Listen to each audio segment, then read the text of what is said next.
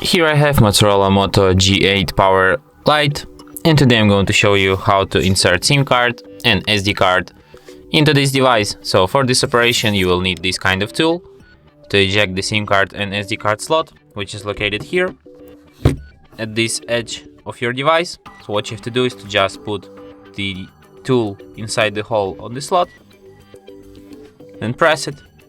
The slot will come out, then you can eject it with your bare hands. And here you have to put your SD card, and here your SIM card, and then put it back into your device,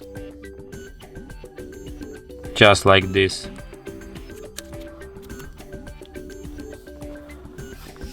And as you can see, it immediately requires PIN code to my SIM card, which is the proof that SIM card is read. And there's also a notification that SD card found, which is the proof that SD card is also read. And that's it. Thanks for watching. If you find this tutorial useful, don't forget to hit that like button and subscribe to our channel.